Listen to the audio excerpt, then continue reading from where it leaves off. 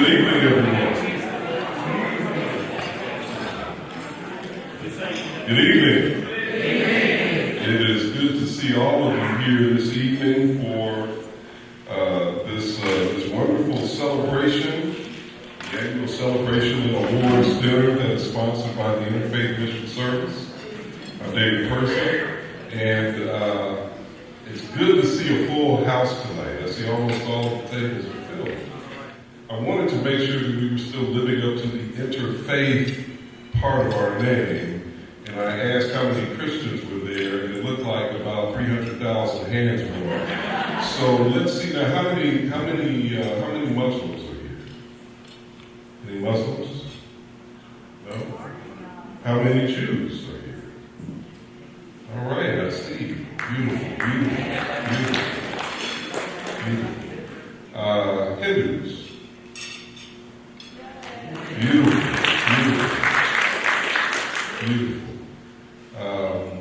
And I saw at least one of my Quaker friends here.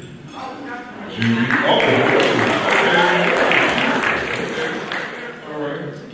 Did I leave out anybody? Baha'i, yes, thank you. Anybody? Any Baha'is here? Any Baha'is here? Okay. All right. Well, I think we're okay. I think we qualify as interfaith today. So that's beautiful. We're going to go into the rest of our evening now, and I'd like to invite you to turn your attention to the screen because we're going to begin with a short video that reviews the Interfaith Mission Service's history and also gives you an indication of our thoughts about the future.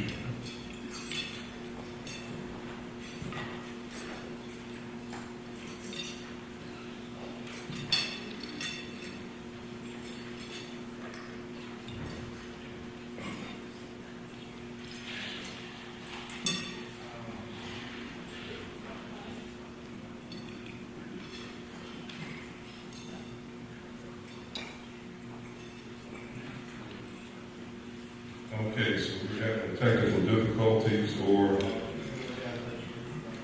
having technical difficulties, and of course, as some of us would say, it's the devil working. For those of us who believe in the devil, that's the devil working. I believe we were supposed to have a welcome from our mayor, Tom Battle. Is anyone here representing the mayor? I don't see Mayor Battle. Okay. Well, then we'll move on. I'm going to invite our chairperson for IMS to come up. Ms. Patricia Smith. She's the IMS chair.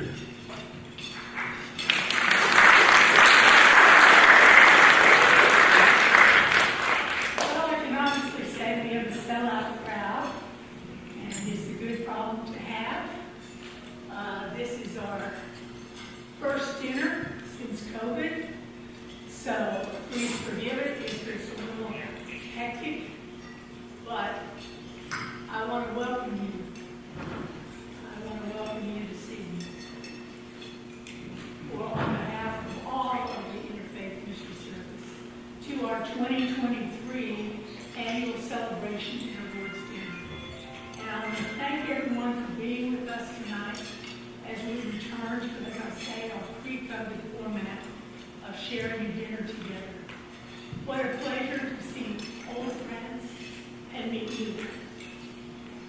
For 54 years, the Interfaith Mission Service has worked to promote interreligious, interracial, and intercultural harmony throughout our community.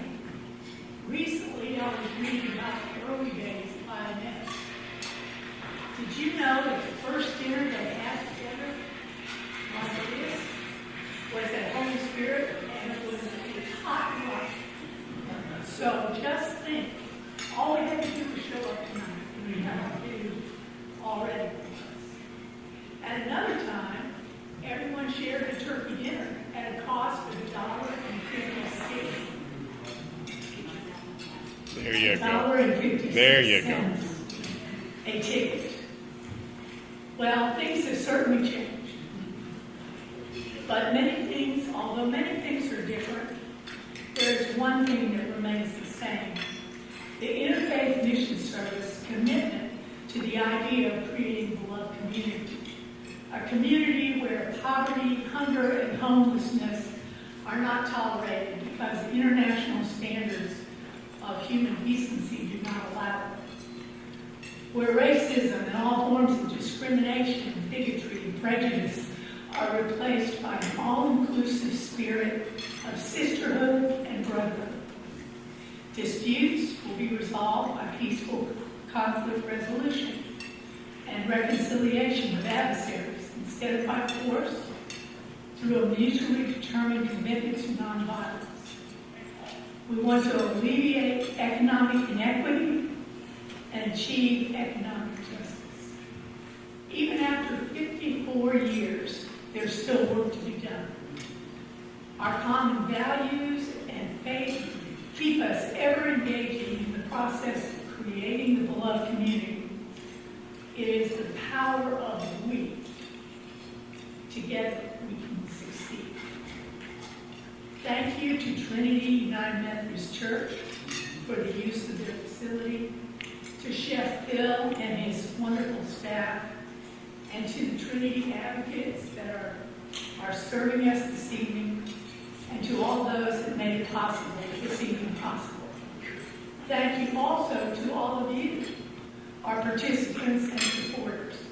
I hope you enjoy your dinner and the celebration of our award winners who are doing good works in our community and state. Thank you.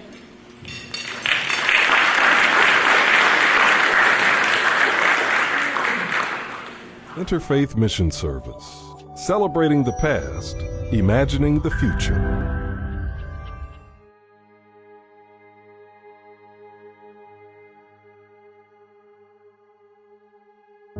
I believe that this nation should commit itself to achieving the goal, before this decade is out, of landing a man on the moon and returning him safely to the earth.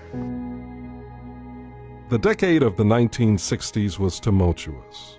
We went from the high of meeting President Kennedy's challenge that we get to the moon to the low of Governor Wallace's promise of segregation now, segregation tomorrow, segregation forever. I draw the line in the dust and toss the gauntlet before the feet of tyranny, and I say segregation now, segregation tomorrow, and segregation forever.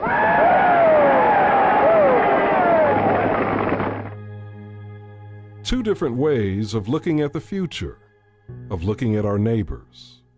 Which path should Alabama, or more specifically Huntsville, follow? In 1969, following this decade of turmoil, 12 congregations formed a grassroots cooperative and named it the Interfaith Mission Service, an ecumenical interfaith organization whose goal was to work hand in hand to care for the vulnerable in the community and to promote racial equity and social justice.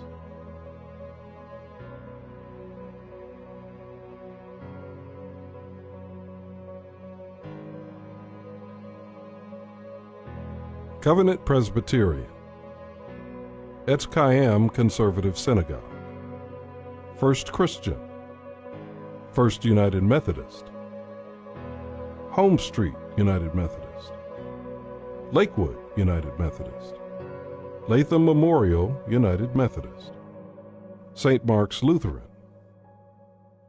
St. Paul's United Methodist, Temple B'nai Shalom, Trinity Presbyterian, and Trinity United Methodist.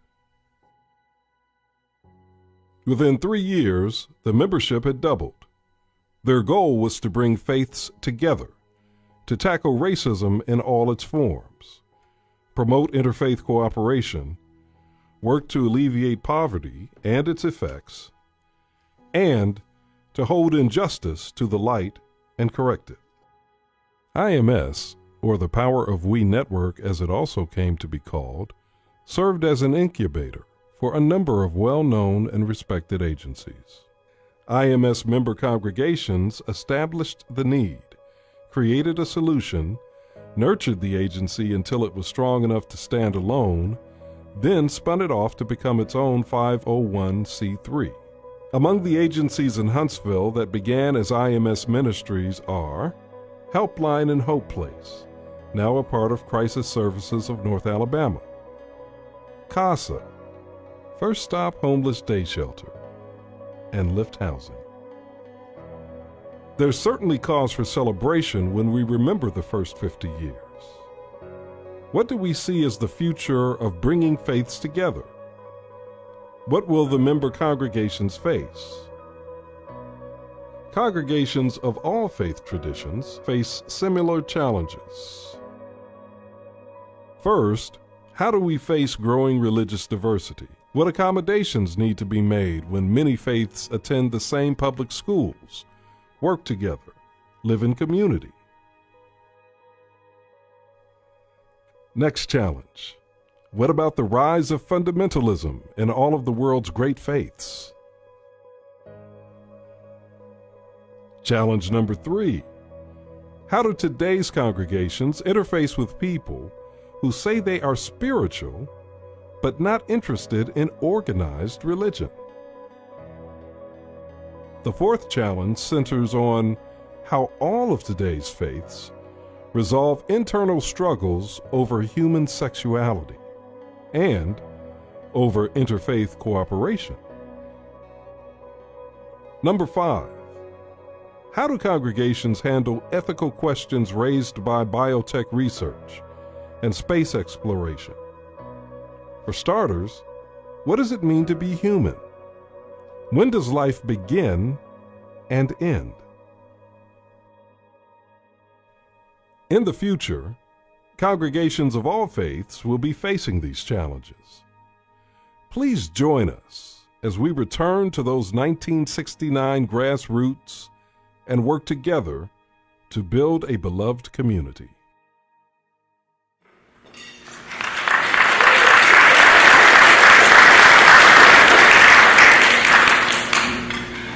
That video was produced for the 50th anniversary celebration. That narrator's voice sounds awfully familiar. It'll come to me. Anyway, we are celebrating the past and imagining the future. That's what we were doing that evening. And of course, we had to look at IMS's very impressive history. IMS has certainly cast a nice footprint in this community, and a necessary one. The second part, though, we feel reveals that as a network of partnering congregations, we've had some challenges trying to address some things and gain some understandings about our changing world and the significant trends that we are currently facing and even going to be facing in the future. There's been a lot of rapid change, we can all acknowledge, culturally, socially, religiously, in our nation and in our world. Well, for tonight, we decided that our theme is going to be the fierce urgency of now. The fierce urgency of now. And that is a call for justice, unity, healing, and reconciliation proclaimed by Dr. King 60 years ago at his speech at the March on Washington. We think it is apropos now, just as it was then. So as we move forward tonight, let's keep this in mind. I noticed that some of you have begun eating already. Now, you know you're supposed to pray before you eat. Oh, did you? Okay, all right. Well, for just to make it formal, we're going to call up here Reverend Dale Capron. Reverend Capron, where are you?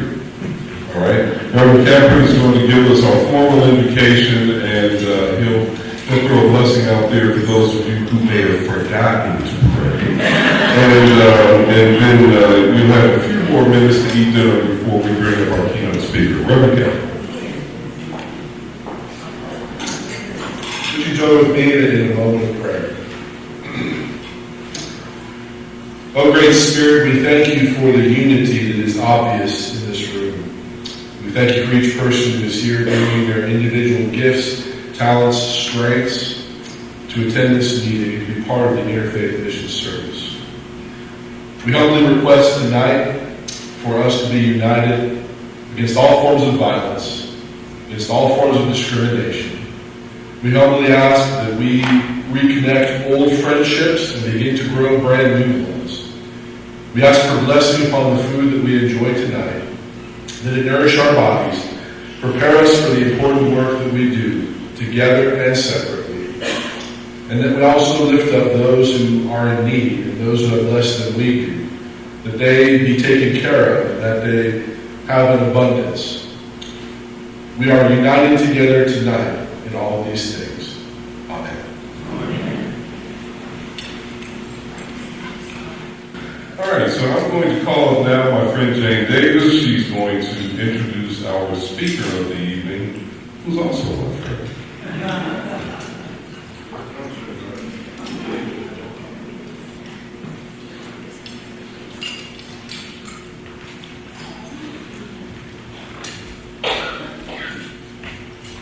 I'm not making a political statement, but I have a shoe emergency, so I apologize for my hair. So good evening, old friends and new. I'm very pleased to introduce Jackie Scheit, the CEO of Global Ties Alabama, a State Department program that's been in Huntsville for over 50 years.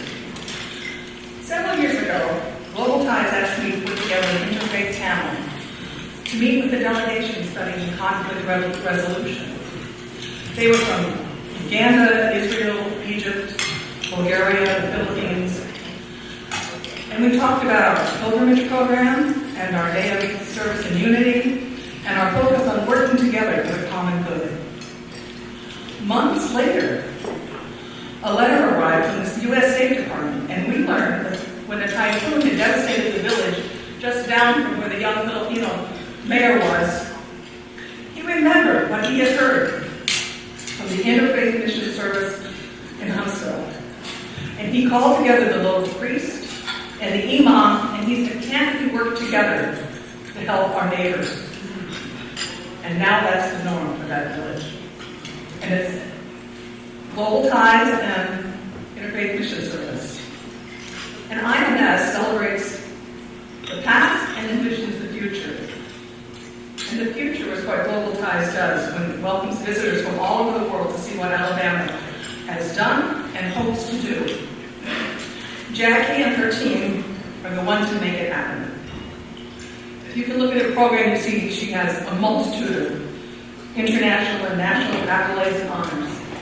But for me, her most outstanding quality is her capability and her compassion. Who else could find someone planning a kosher Thanksgiving who was willing to share it with a group of visiting Israelis? Or when she heard of a grandmother from the Arctic Circle who needed a place to stay while her grandson attended space camp, Jackie found just the right host. And when there was a snowstorm years ago when we still had cold weather, a delegation was confined to their hotel. What does Jackie do? She gets lone mill dancers to come and teach her to juror. I think Jackie can do just about anything. But what's most outstanding to me is that she is a woman of faith. Everything she does is done with the intent to do it for the glory of our Creator. And I'm privileged to call her my friend. Welcome, Jackie.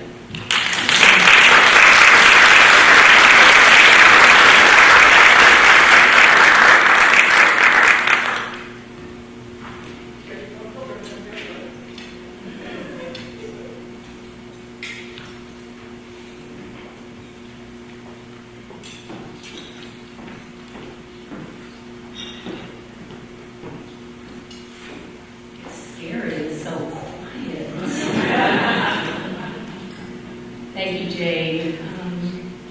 It's always a privilege to work with friends, and I'm so thankful for Jane and John Davis, who John serves as the chair of our board of directors, but he and his wife are friends, supporters, and they care about the livelihood of our team, our community, and the work that we do. So thank you so much, Jane. Ladies and gentlemen, and esteemed guests and fellow participants, first let me thank IMS colleagues for inviting me to serve as this year's keynote speaker. Every time I look in the audience, I see somebody familiar. But I would be remiss. I get a lot of accolades being the Chief Executive Officer of Global Ties Alabama. But for any of you who are in leadership roles, you know that you could not do it without your team. So I'd like to recognize my team this evening. They're at table 5. I'm going to ask them to stand. Yeah, please. Stephanie and Julie and Jake. And Lisa is standing back.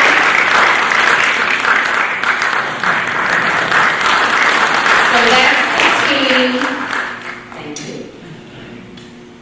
But then we could not do the work that we do throughout the state of Alabama and Tennessee with just us. I see in this room so many of our diplomatic corps of volunteers. So if you have volunteered for Global Ties Alabama, doesn't have to be this year, doesn't have to be during COVID, but if you have volunteered with Global Ties Alabama or the International Services Council of Alabama, which was our founding name, please raise your hand.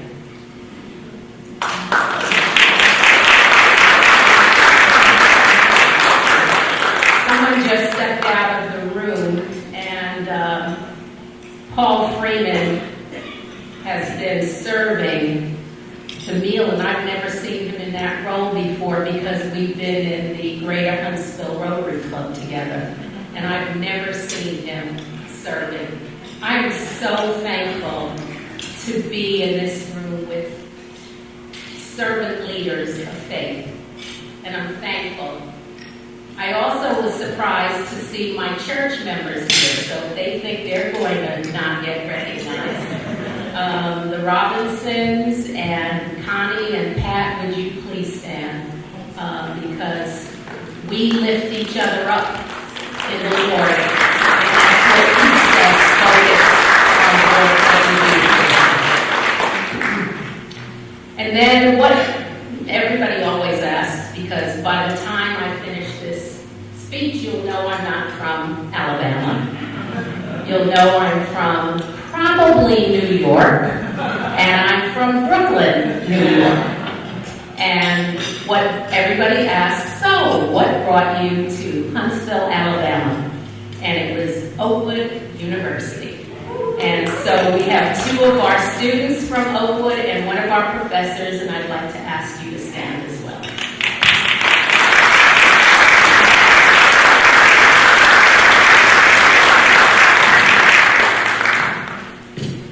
So today, we gather under the banner of a theme that resonates deeply with the essence of our time, the fierce urgency of now. And if I hear Chuck Vidae say it one more time. Chuck and Patricia came to meet with me a few months ago, and they said, Jackie, can you deliver this message, the fierce urgency of now?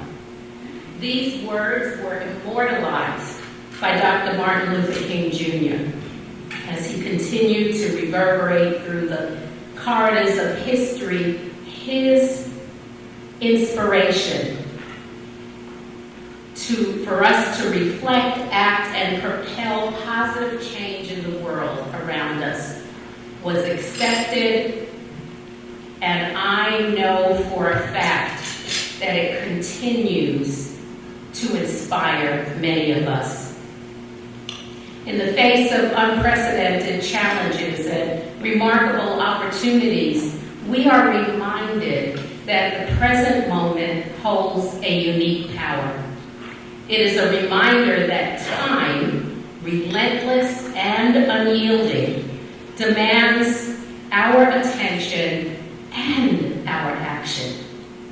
The now is a crossroads where the past meets the future, where dreams can evolve into reality, and where decisions have the potential to shape destinies. Personally, I experienced in 2022 the impact of fierce urgency as I witnessed my granddaughter's 15-month battle with AML leukemia. However, her determination to fight the good fight and her ability to leverage thousands of TikTok followers in order to engage cancer victims globally with a sense of hope and resilient survival touched me in a special way. And then less than 2 months ago, I marveled at my oldest grandson, a Major League Baseball player, responding to an urgent call from Seoul, Korea. Their baseball team had to replace one of their members, a star who had been injured, and my Ron Dawson Jr. responded without hesitation and is loving his global baseball citizenship. Yesterday, we remembered all the heroes who forged in the hours, days, and years that followed that terrible morning of September 11th, 2001. Ordinary Americans who, amidst the terror, smoke, and flames, demonstrated extraordinary courage and selflessness. Together, their bravery helped prove to our nation and the world that what those terrorists most hoped to wound could never be broken: the character of our nation. Every generation has faced its own trials and triumphs, and today is no different. We find ourselves in an era characterized by rapid technological advancement, shifting social norms, and pressing global issues. And I look at my team because I'm a paper person, and they are trying to get me to technology. The urgency of this moment urges us to confront these challenges head-on with courage, determination, and innovation. Consider the stories of those who came before us, the leaders, the activists, and the visionaries.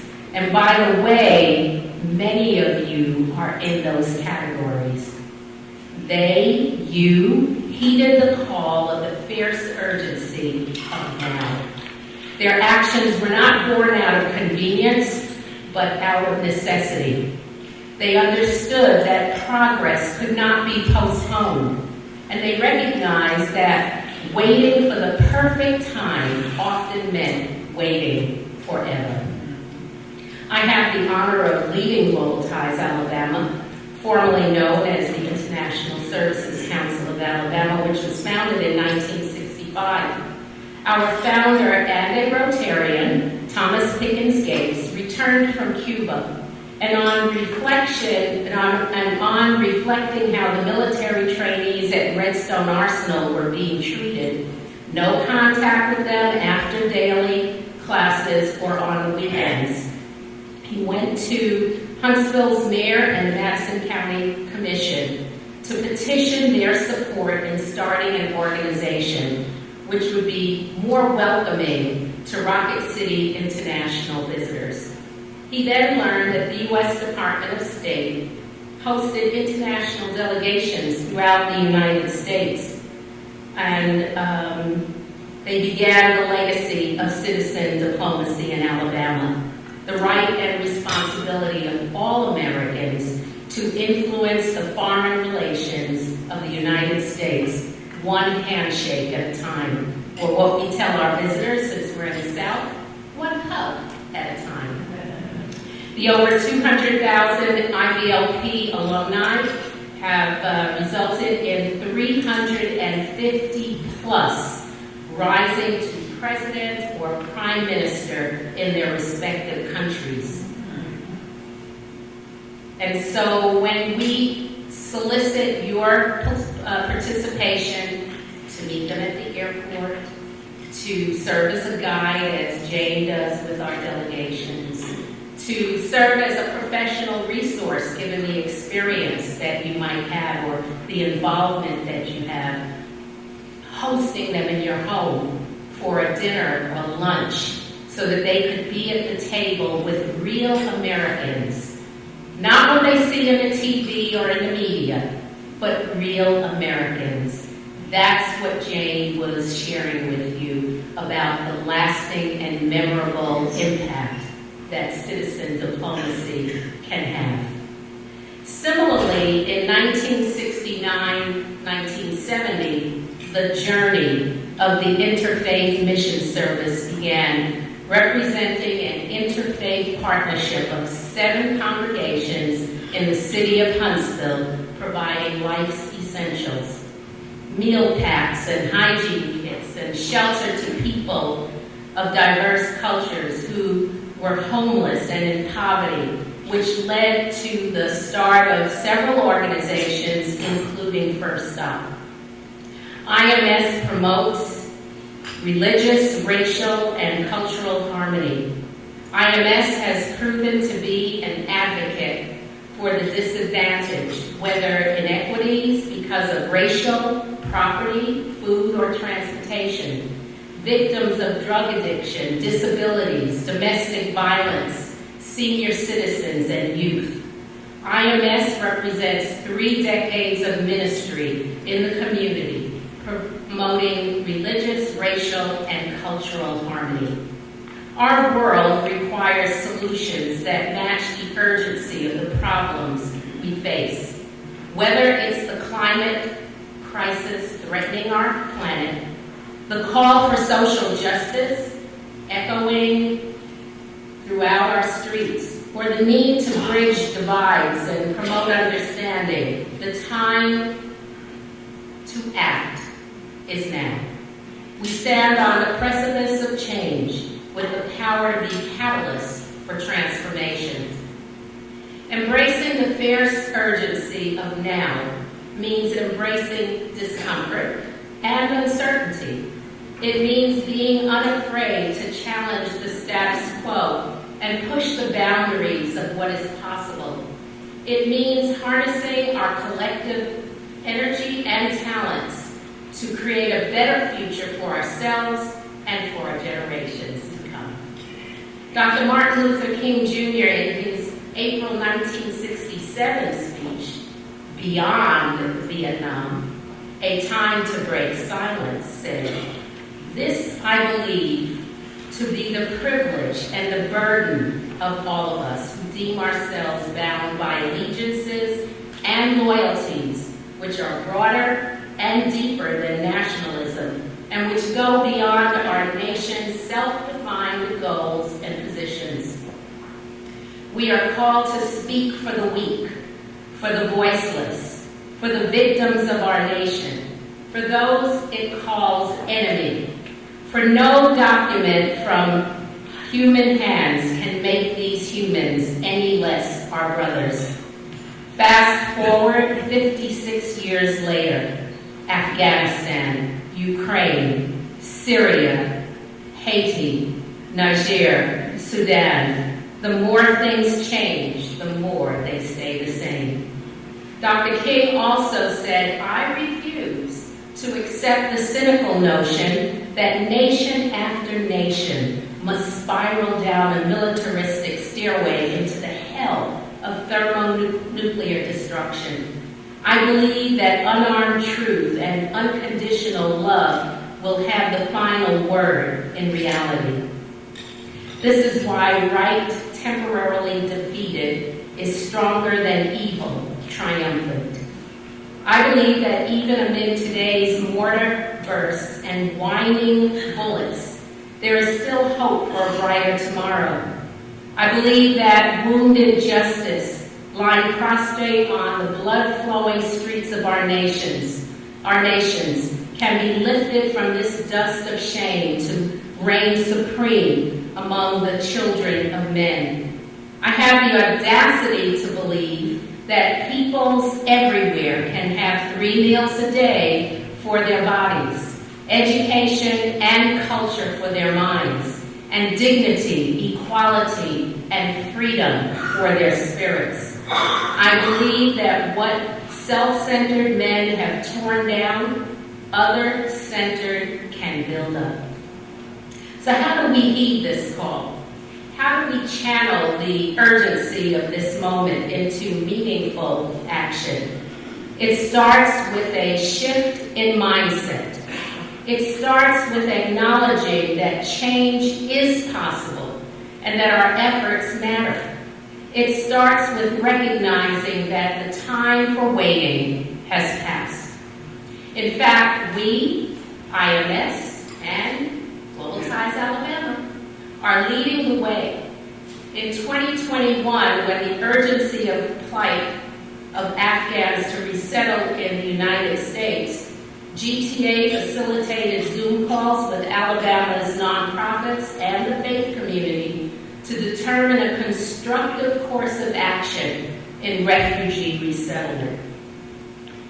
By the way, refugee and refugees are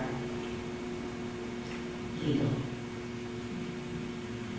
The first Afghan families arrived in Huntsville thanks to their U.S. ties, members of our community who either are recognized because of their military service or other federal government service.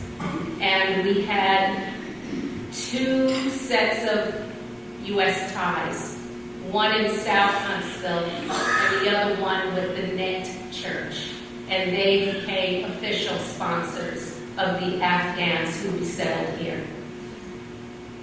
Our community formally welcomed them at Redstone Federal Credit Union in February of 2022. Housing, Huntsville City Schools, Grissom, Mountain Gap, Challenger, Manor House, employment, and ESL training were facilitated to ease their transition to northern Alabama. In February 2023, I saw the father of one of the families, a large family, Mr. Mohammadi, and he and his family were in Costco's parking lot, and I was so happy to greet them. And I asked him how his job at Polaris was, because Polaris hired he and his oldest son. And he stated with a smile, "I don't work at Polaris anymore. I bought a restaurant." 1 year later, House of Kebab, that's our spot.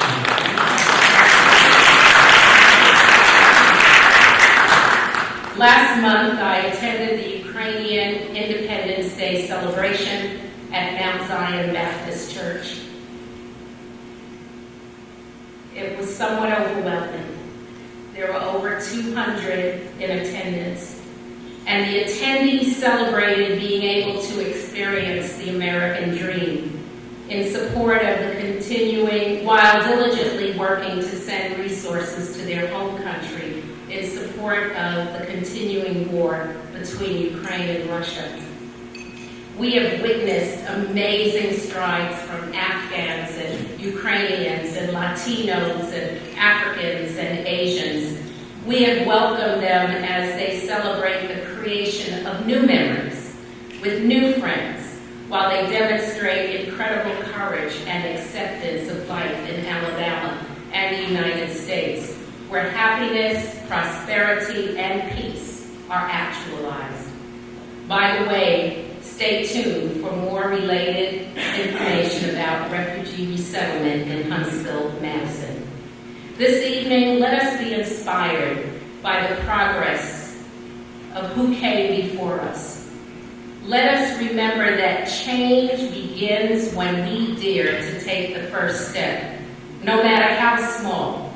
Let us foster a sense of responsibility, not just to ourselves, but to the world we inhabit.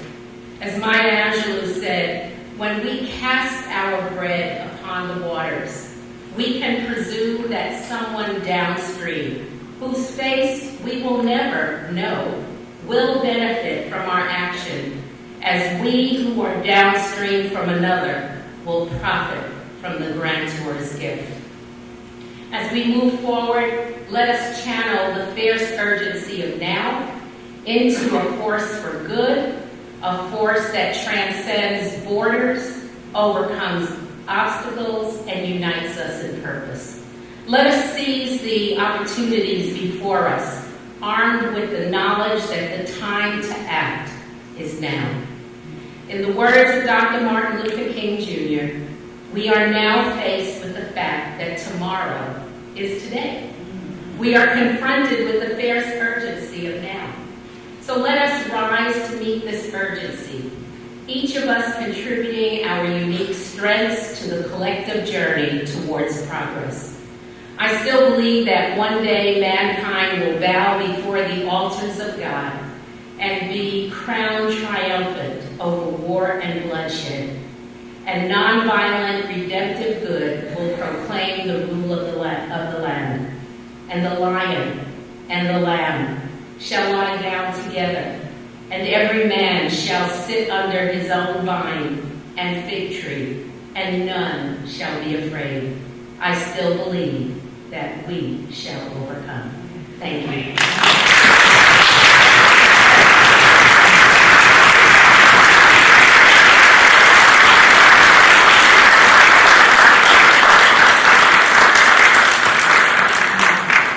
Wonderful remarks, Jackie. I'm going to ask Anna Blair to come up. Anna, where are you? Oh, wonderful. Anna's going to lead us through the awards presentation segment of our program.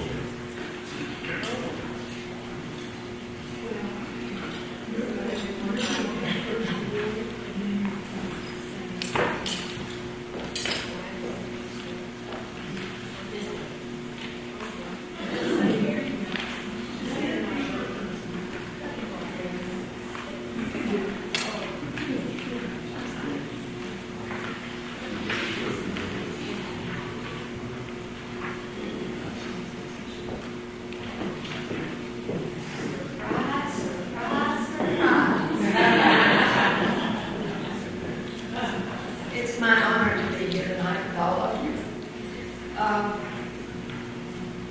It's my privilege, special privilege, since I'm a member of the group, I should be more humble, I suppose, to be presenting the award to our first recipient. And it was inspiring to read about Mr. Ray, for whom the award is named. I do recommend that you read the excellent write-up in the program about Mr. Ray and how Alabama Citizens for Constitutional Reform. I am so very proud today to introduce to you the current leader of Alabama Citizens for Constitutional Reform, ACCR. They helped to create a better Alabama last November, in more ways than we can know, when the racist language was removed from our Constitution. A feat that many of you, many all of you, had a part to play in. I would like right now for Christy Thompson to come up and accept the award for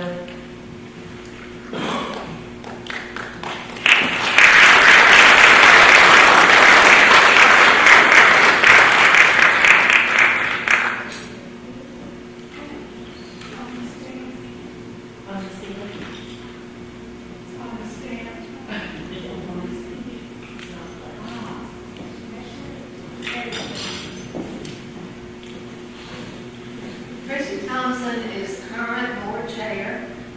It was 23 years ago, I believe, almost to the day, that ACCR began with Christy, her husband, Bailey Thompson, legend in his own time and still lives in our hearts.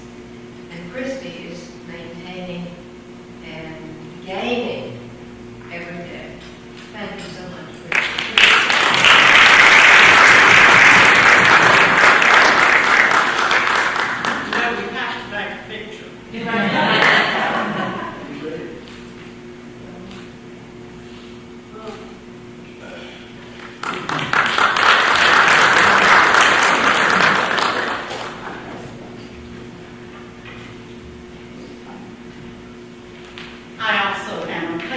person, so bear with me. With humble gratitude and representing all of ACCR, I accept the Social Justice Award for 2023. We're very honored, and I thank you so much. ACCR's mission to strive to educate and advocate for an Alabama Constitution that protects and enhances life for all Alabama citizens certainly meets the definition of social justice. We constantly study issues in the state that are keeping our citizens from living in a society that offers fairness and righteousness to all. ACCR was founded by my late husband, Dr. Bailey Thompson. As an editorial editor for the Mobile Press Register, Bailey had studied 7 southern states and their constitutions to compare to Alabama. And he came to the conclusion that the state constitution was holding Alabama in shackles. He was motivated to take action to solve this problem, and he reached out to leaders in Alabama who would support the founding of ACCR in 2000. ACCR is an active organization that has leaders from all over the state. They study constitutional issues that continue to impact this state, both positively and negatively. We are very proud of the fact that after 120 years, we were able to get the support needed and the vote to remove the racist language from the state constitution.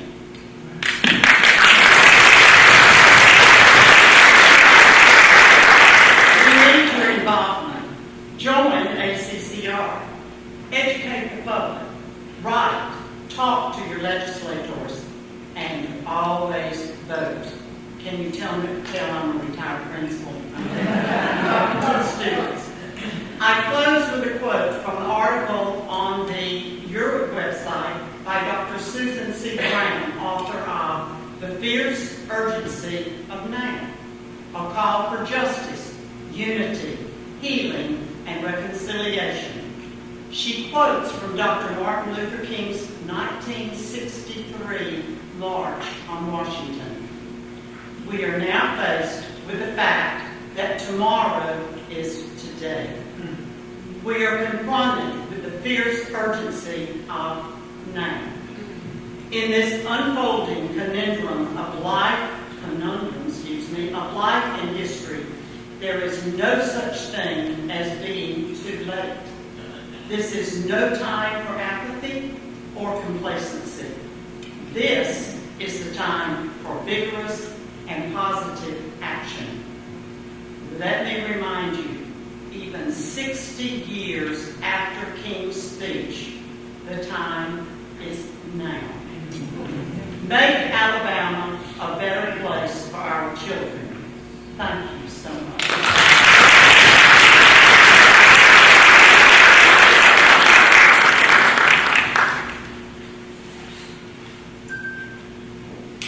Anita Gill is our next presenter for the Maryland Neighboring Memorial Racial Harmony Award.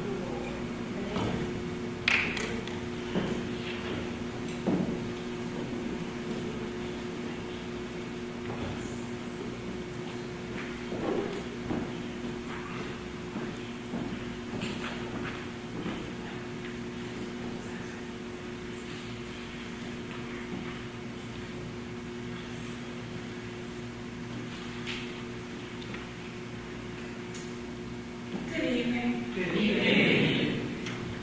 I am here to present the Racial Harmony Award, and it goes to a community of connection within the United Methodist Church, Lakeside United Methodist.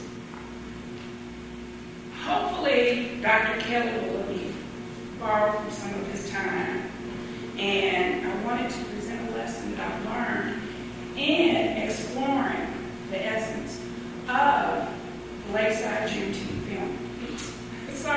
Freedom Festival. There is a practice of love, a nonviolent action that is fundamental to creating a beloved community in our country. But we have only had the courage recently to use it. It's a radical practice of love, and it's radically called centering blackness.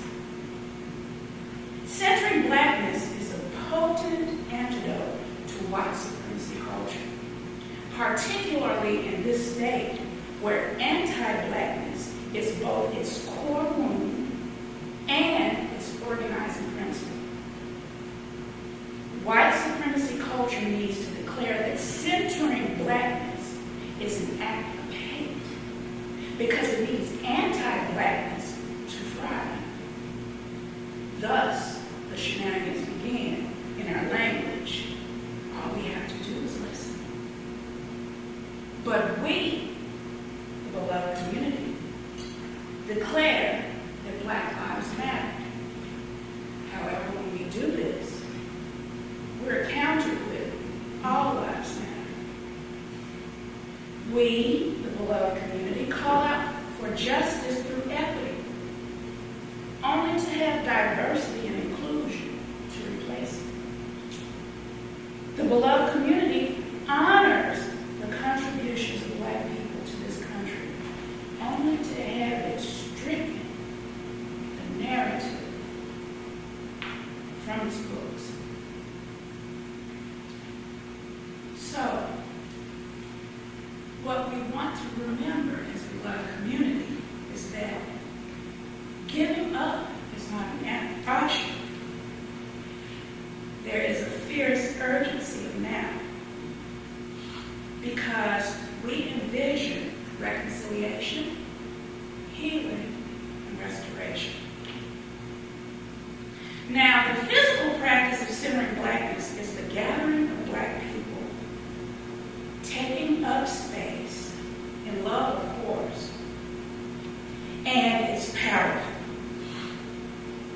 This is what Lakeside's Juneteenth Freedom Festival is an example of. It's the gathering that lifts the Black experience for the entire community to see and to understand. And by doing so,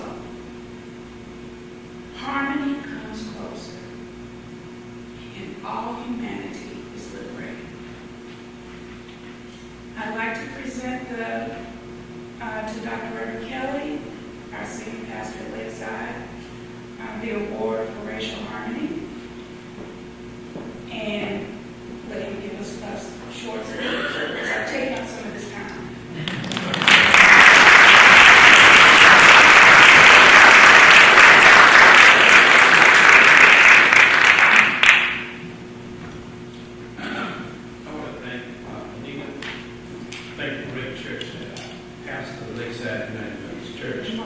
One of our most historic churches, Lakeside United Methodist Church, and I would be so arrogant as to say the best church in the world. I want to thank IMS for their leadership, the many things that they do in the community. When we started the Juneteenth 3 years ago, we had 19 partners in the midst of the pandemic. For the last 2 years, we partnered with 47 organizations. And last year, it was 47 organizations and 8 churches. And this year was 47 organizations and too many churches to count. So we praise God. And I think it's let's educate what we celebrate. Because I'm under the presupposition that we celebrate too much and educate too little and don't even know what is a ham sandwich. We'll celebrate most of the time. So I thank IMS, all of the wonderful things that they do. Let's just give them a great big round of applause.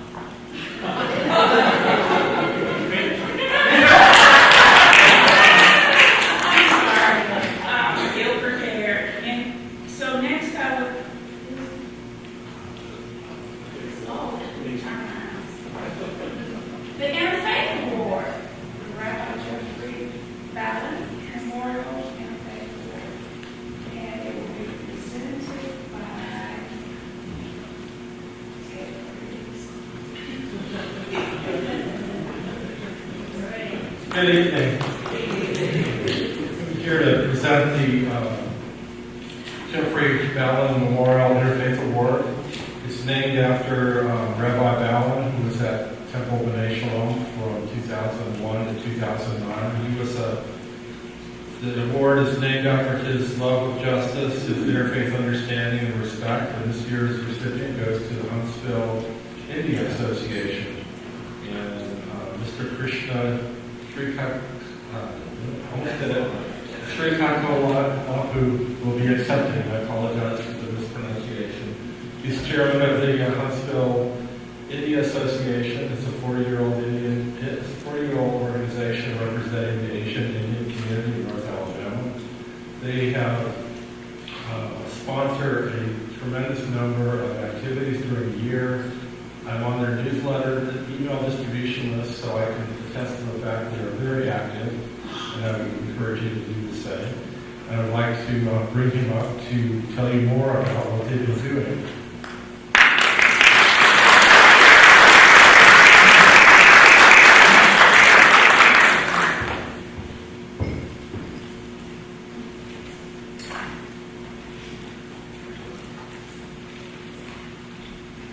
First of all, thanks to Mr. Briggs for trying to say my last name. I know it's not easy, but it means a lot when somebody at least tries it. Namaste, everybody, and good evening. My name is Krishna Srikakola, and I'm the chairman of the Huntsville India Association. And here, to my right, Dr. Santanu Bora, president of the Huntsville India Association. Rajesh Sharma, he's an active committee member. Huntsville India Association, Mrs. Lata Jampala, and the board member of Huntsville India Association. Please give them a applause.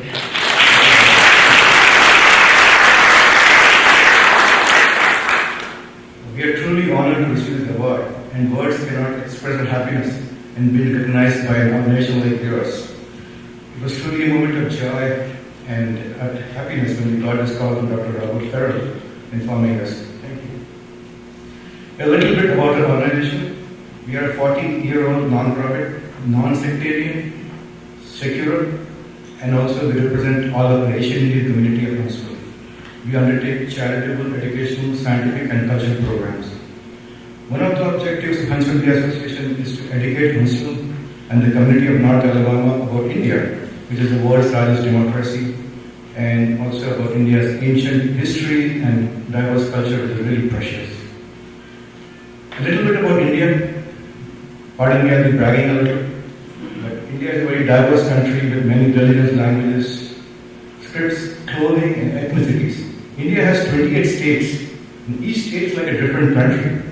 The cuisine of each state is also different, believe it or not.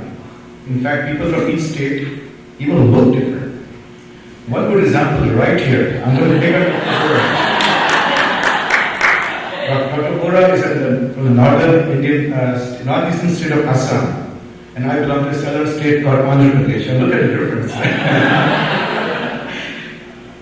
Right, and even the last names of people are totally distinct from state to state. You might find it interesting. In fact, if you know a person's last name, like Dr. Praharaj in the back, we could actually tell which state he's from. It's kind of very unique there. Just by looking at someone's last name, you can tell which state they are from. It's very unique.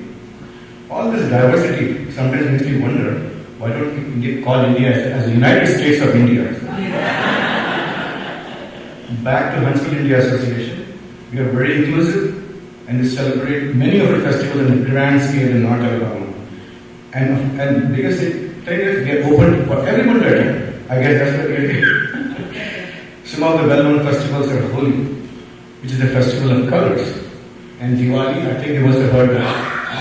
Festival of Lights. We welcome all of you to attend and enjoy these events. In fact, Diwali is right around the corner. It's on November 4th at James Clemens High School in Madison. And you're welcome to visit our Facebook page and you'll see all the details there. I would like to say that by attending this event, you could actually experience India without the hassle of travel to India, since you'll experience your culture, food, and fun right here in North Alabama. We don't just stop there. To increase the engagement in the community, we have recently started giving out scholarships to the high school students in North Alabama. These scholarships are not open to only kids of Indian origin, they're open to everybody. We try to engage with there also. One last thing.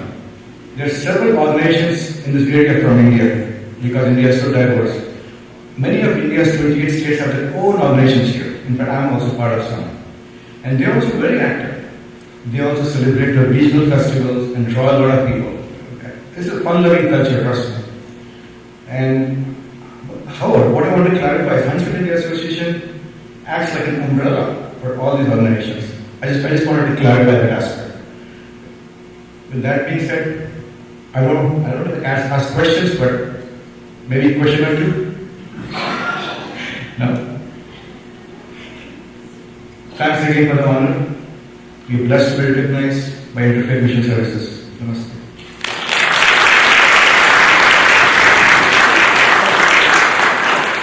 As Krishna mentioned, I am from the northeast part of India and I'm president of Huntsville India Association, but I live in Florence, Alabama. So as you truly mentioned, this covers the entire North Alabama area and really through our actions.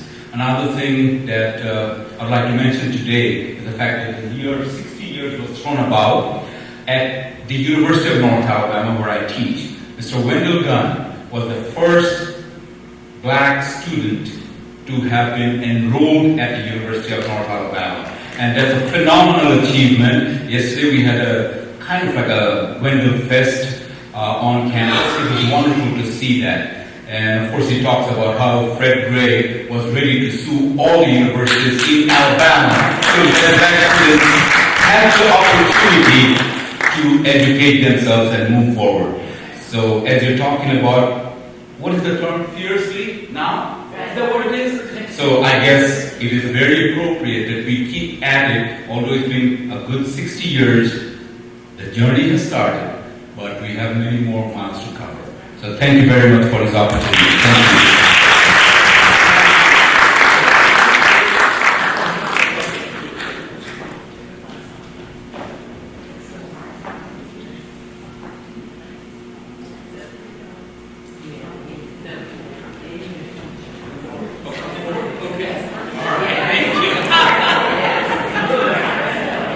We're too many of us, right? We got 1.3 billion people. Thank you.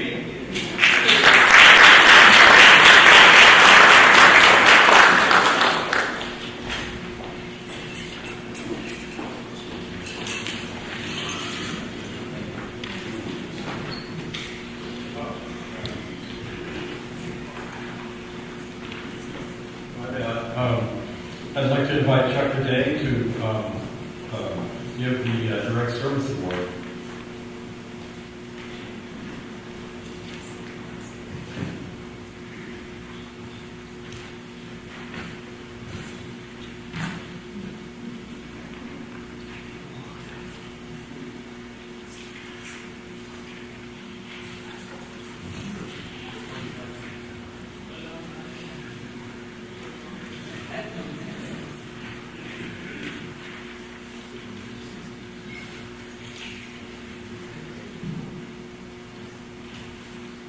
Good to see everybody here. I want to talk a little bit about the Direct Service Award. That's one we give for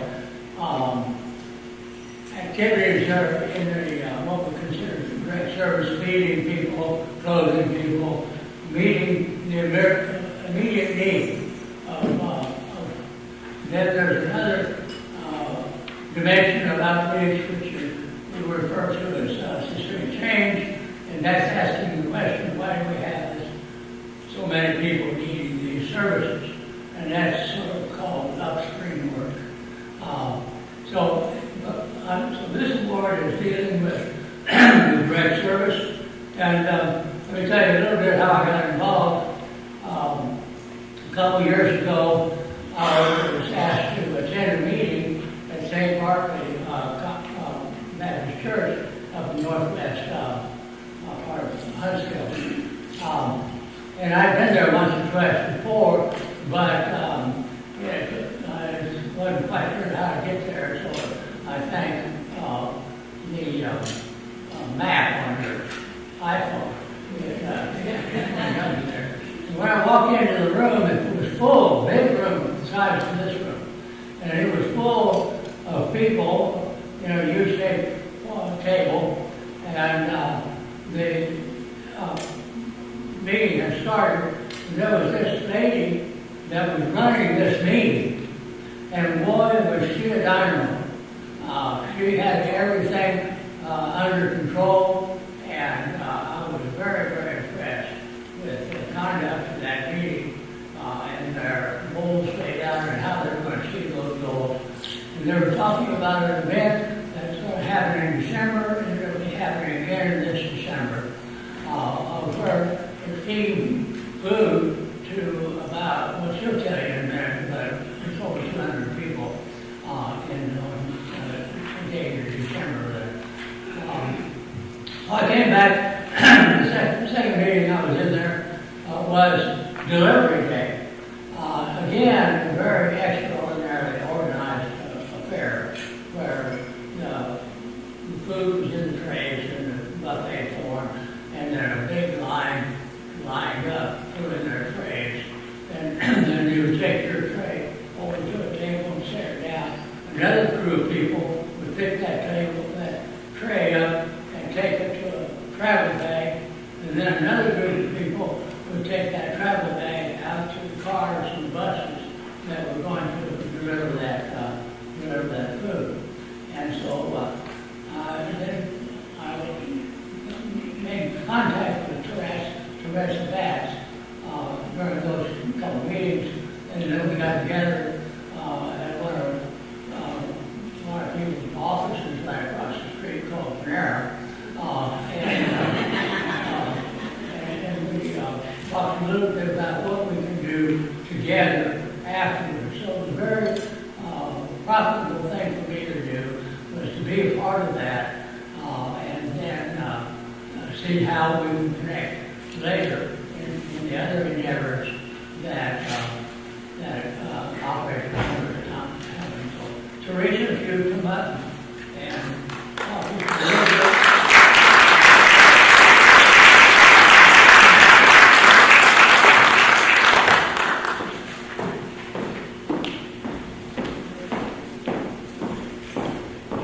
Good evening, everybody. Good evening. I noticed everybody came up with a piece of paper. Brother Chuck didn't tell me that you had a so I'm going to shoot from the hip. My name is Teresa Batts, and I belong to St. Barnabas Primitive Baptist Church, which is the oldest black church in the state of Alabama. In that church, we have the needs ministry. I am the president of the needs ministry, and under that needs ministry umbrella, Sister Minister Eloise McNeely came up with the idea for Operation Hungry, and that was in 35 years ago. 35 years ago in 1988. At that time, we only had 6 churches to participate. Now we have over 15 churches and organizations participating. And what we do is we cater to the homeless and the needy. And we provide meals for them and personal hygiene items, clothing. And we've been doing this, like I said, for 35 years. I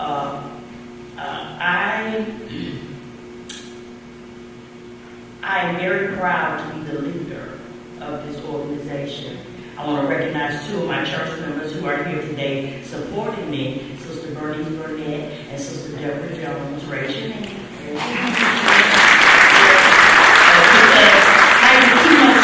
It takes a team. No one leader can do anything. The urgency, the fierce urgency of now is now. Because there are a lot of people that's hungry. There are a lot of people that's homeless. And I don't see those numbers going down. It's just increasing and increasing. And in this, I just feel like this is God's way of seeing where our faith lies in our community to strive to help other people.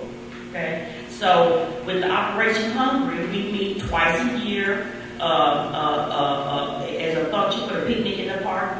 This June, we served over 300 homeless and needy people. In December, we'll have another function, the Operation Hungry Banquet, which will be our goal this year is to serve 300 to 350 people.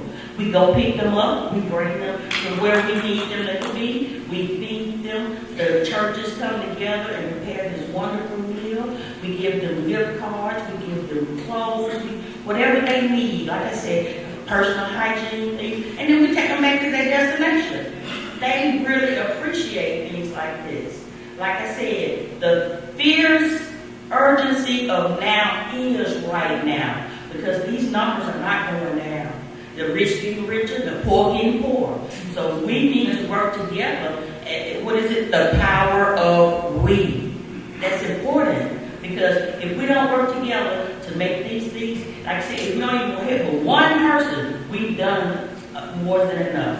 And we're doing God's job work. I want to thank the Interfaith Mission Service and Brother Chuck for this acknowledgement. I want to also, on behalf of St. Barnabas Baptist Church Pastor James Mooney, the Needs Ministry, Operation Hungry, thank you all so much for this opportunity to be acknowledged for the 35 years of service that we have done in this community.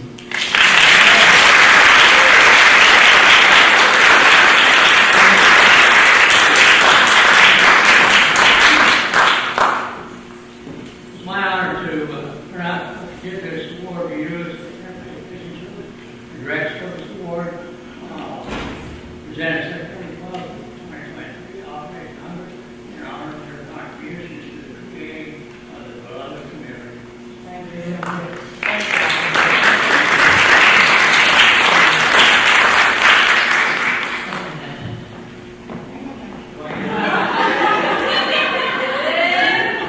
I told you she was a real diamond. Thank you.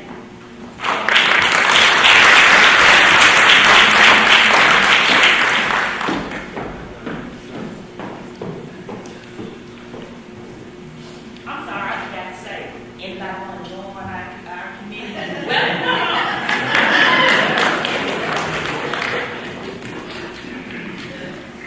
Okay, I'm going to call on Doug C.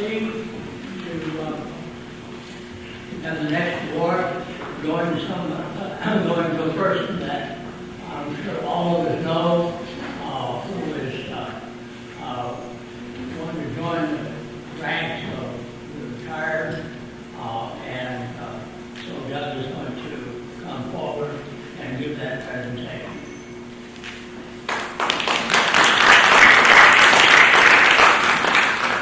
Good evening, everyone. I've been shopping and bought some stuff from the grocery store. Got some picnics. Yeah, got a lot of good stuff here. Stuff. Can everybody hear me? Yeah. Well, that's true. All right. At the grocery store, I also got some bread. Everybody's familiar with bread. Make bread for whoever's heard of that. Whoever's heard of marinara sauce, huh? Anybody have marinara sauce tonight? Probably. Yeah, got some of that. What else we got here? Oh, kidney beans. All right, we got kidney beans. That's always important things here.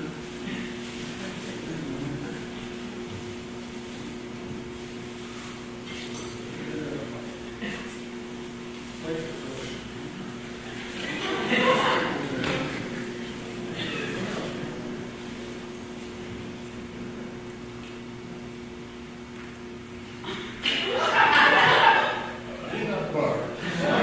Peanut butter. Everybody's heard of peanut butter. Heard of the PPC now. Pickles. Peanut butter. Pickles. Sandwiches. Somebody in my family loves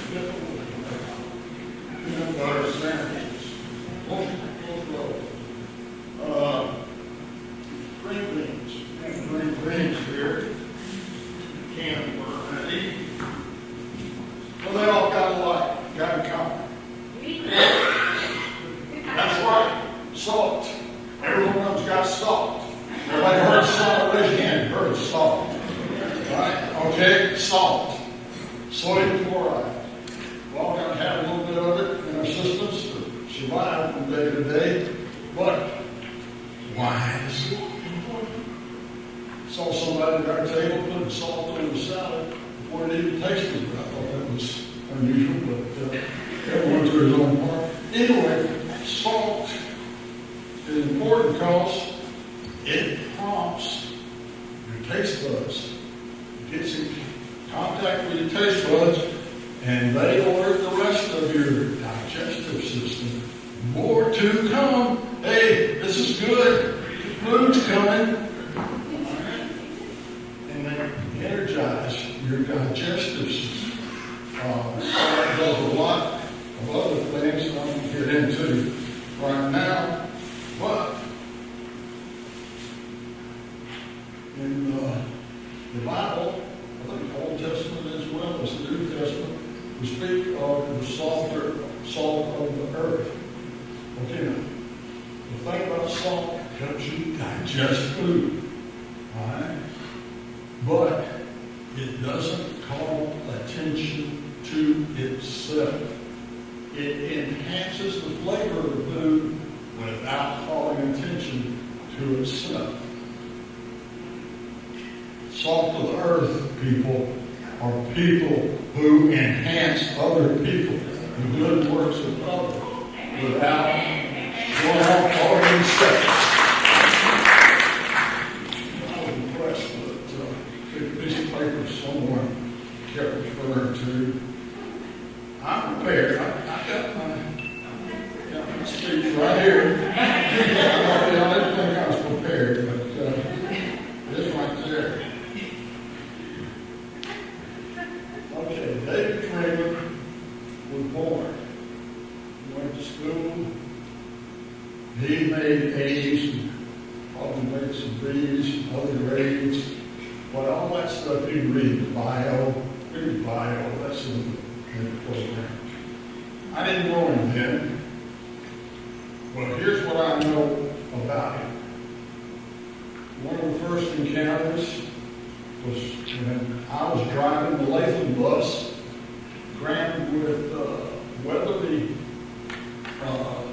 elementary kids and Latham elementary kids, and a volunteer from Weatherly was driving their bus, had a similar mix, and we went down to the Encore warehouse in Decatur, and all the kids got to be commissioned for a day filling the disaster buckets. Anybody fill the disaster buckets? Got soap in it, and scrubbing brushes, all kind of things like that to help people clean up after a tornado. And that was kind of a neat thing for the pastor to encourage people to. He would say that he's not challenging authority or the establishment, but he named as his associate pastor a woman. Just because she was kind of scholarly, good at it, in fact,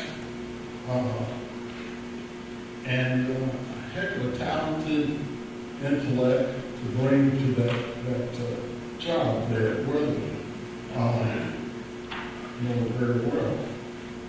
She was actually on the bus that I wound up driving. It was a Latham bus, and somebody was driving the Weatherly bus, and we had a mix of people from southeastern congregations, all wadded together, and we drove over to Athens, Alabama. Everybody heard of Athens? And we marched around the courthouse, Limestone County Courthouse, because there was going to be a KKK event there that day. Turned out that we probably outnumbered them 5 or 10 to 1.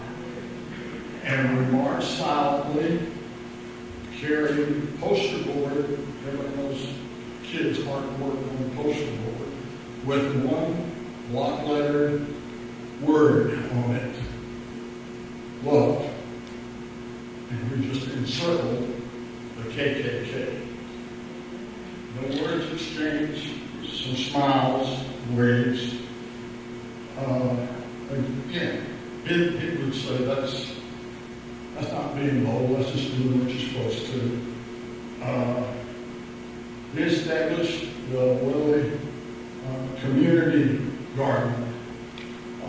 True, it provided an impetus for thinking about vegetables, home cooking, things like that, healthy food, healthy diet, but it also provided a teaching opportunity for youngsters and an opportunity for friend formation. Oh, yeah. And he very calmly, gently counseled me not to repeat what we had heard a famous judge here in Huntsville. That judge coined the catchy phrase, the cute little thuglets that had come through his court. The reason was, you're all ahead of me, I see it on your faces. Those children are children of God. Amen. Just like you and me and all of our children. And I know y'all haven't had as many years as I have. But anyway, so that's, we all share that. We're all cousins. And then, so now, you know some of my memories of David. And I'll tell you right now, that, what I call that, is the salt of the earth. And I'm proud to be able to provide Kelly, you're back there, aren't you? Come on, make your way forward, young lady. She's going to receive the award for David because he's gallivanting around in the Middle East.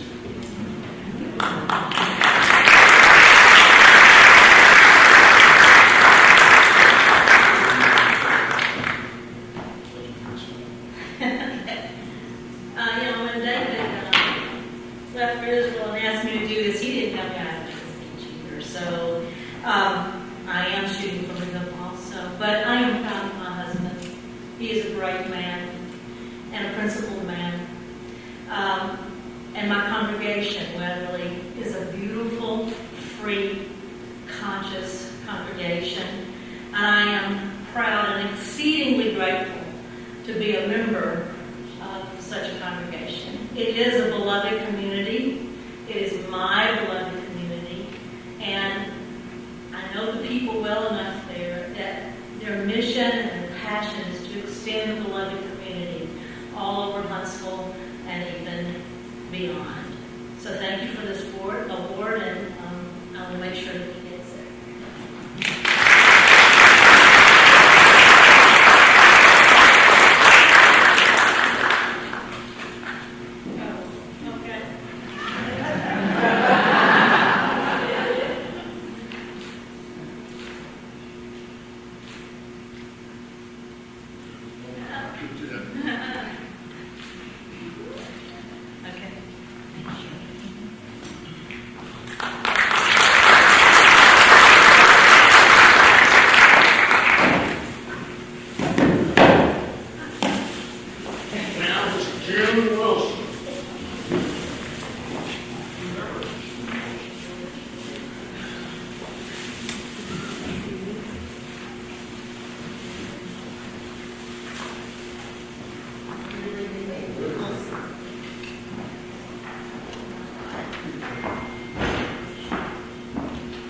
Dangerous to give a preacher the podium of this late on the agenda, but I promise to be brief.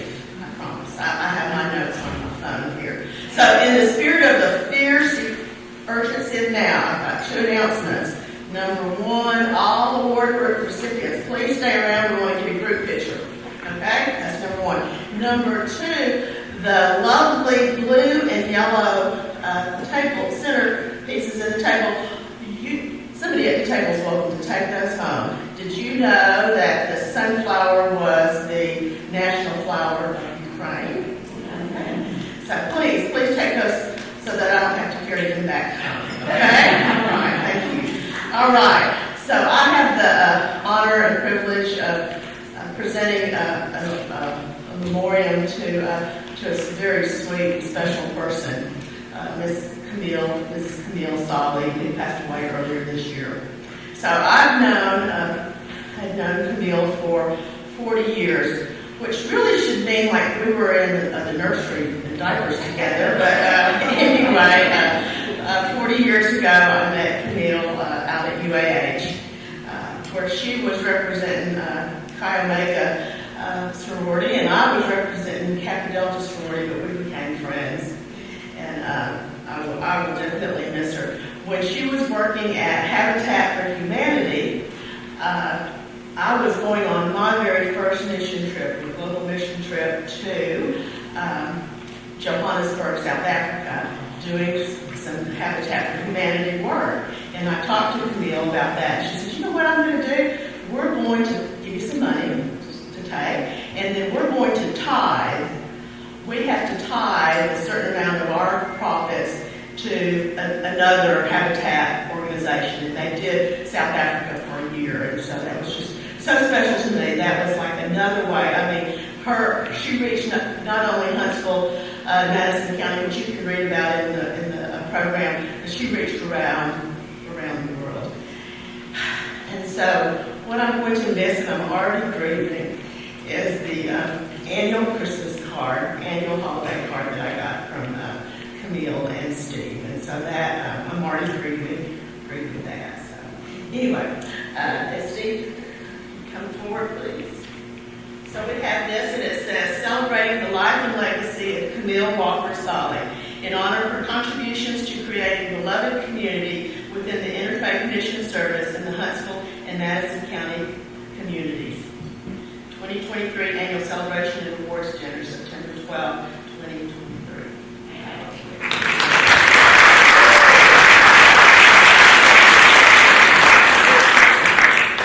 First, I'd like to say, if you knew Camille, you were a friend, because she was going to ask you enough questions, and she knew everything about you before she got away from you. And she would never forget you, because whenever I was in a restaurant or whatever, a lot of y'all would come to see her and say, Camille, you know, and it was all the time. It wasn't just once. Almost every time we went somewhere, somebody came up and said something to Camille. And then, you know, and there's always a different person every time. So, you know, I know she knew a lot of people here in Huntsville. She served this community, did multiple activities, multiple projects. She was a servant to God. She provided for the children of Madison County. She provided for the hungry of Madison County. She provided for the homeless of Madison County. Because of these things, I know she's in heaven, and she'll be there waiting for us when we go up there to visit her. And I appreciate my friends here today. My brother, Gary, and his wife, Leslie.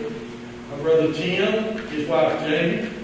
My faith Presbyterian friends, Bob Captain, Steve Murray, Margaret Murray, in the back.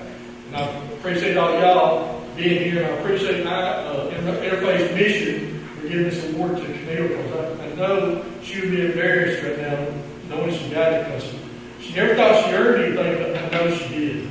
Thank you.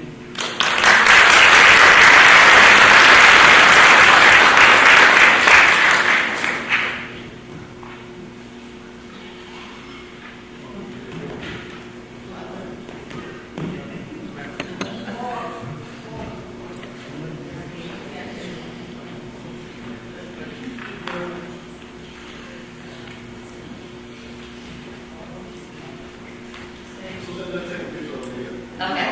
I think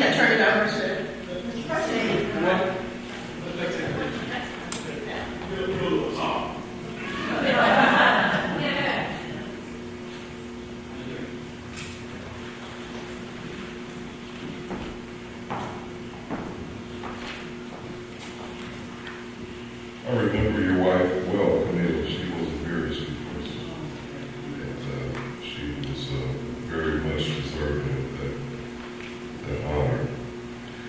So we're at the point where we're about to close the program. I want to just, I would be remiss if I did not recognize my friend Joan Robinson, who is here. She is the daughter of Chessie Harris.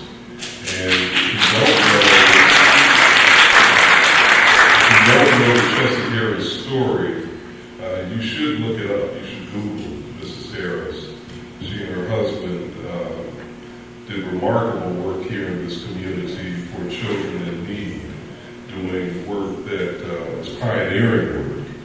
And in fact, it was so pioneering that President George H.W. Bush gave Mrs. Harris one of the early Points of Light Awards, bringing national recognition to the Harris Home for Children and to Huntsville. So Joan, it's good to see you. I also want to give a nod to my Oakland family that I see. I didn't know was my Oakland family when I was here. It's always good to see Oaklandites. And then finally, I want to say that when Doug came up here, I wasn't sure if he was going to start cooking or what. I thought it was a little strange because I knew you all had just eaten, but I don't know what he had in mind. But Doug, you made a very strong point, so thank you for that. I'm going to ask Reverend Dr. Kelly to come up. He's going to give the benediction.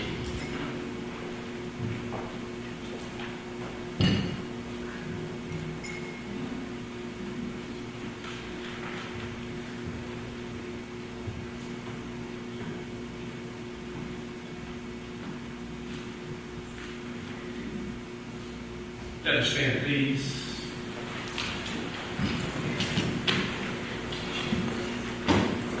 And now to him who is able to keep us from falling and present us faultless before his throne of grace with power, majesty, and dominion, now henceforth and forevermore. Let us all say, Amen. Amen.